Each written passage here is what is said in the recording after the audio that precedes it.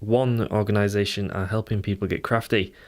York Makers are a self-help group who are assisting people to get into arts and crafts.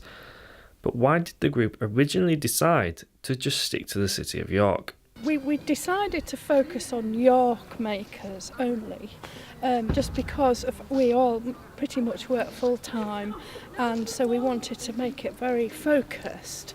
And we discovered, thinking we would have about 10, 20 people, we now have about over 200 members and gazillions of people that follow us on Facebook, and it's amazing how many makers there are in York. So we've become much bigger than we expected. But being local, it means that we can meet up with people, easily get together, and we can share best practice easily. I think it's just a default really that it's York only, but it works really well, and it's just amazing the talent there is in York. There's so many people just making amazing things, but obviously they're hoping not just to be in York, they want to become global traders, but we're hoping we can set them off and start them off in their business by doing this. Does it appear to groups such as York Makers then that getting hands-on has grown over the years into what it is now? Definitely in the last sort of 8 years really, it's really blossomed.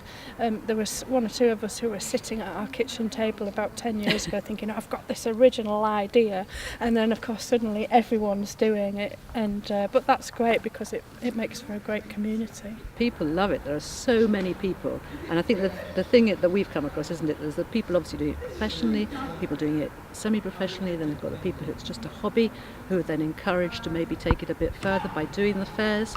So it's a huge range. But I mean, we come at it all from a professional point of view, don't we? Yes. The thing as well is that in the age that we live in, and everyone says this, we're so having to use computers and sit at a desk all day. Actually, crafts and hands-on things are still what we're made to do, and I think it can be very just really helpful for people to be able to use their hands. And there's been a huge national revival in anything handmade, hasn't there? You see all the television programmes at the moment, and Kirsty Allsop and the work that she's done has been incredible. Yeah. There's a real genuine interest in people doing things and making things. As well as being helpful hands, the makers also arrange annual fairs, allowing their group members the chance to show off their creativity. This year we've decided just to do a spring fair, and we've got about 20 stall holders. Yes, we have about 20 stall holders, really lovely, high quality, varied work. We actually curate the show and the fair. We choose people so that we have a variety rather than all jewellery or all cushions or all paintings.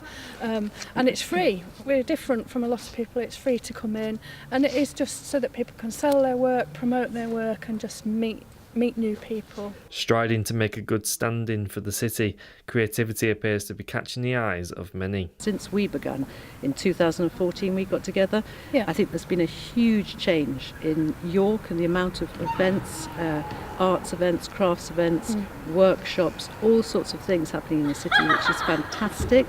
All the work that York Market's done.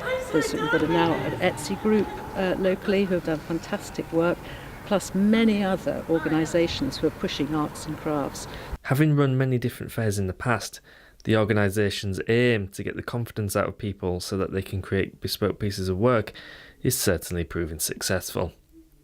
Luke Taylor, That's TV.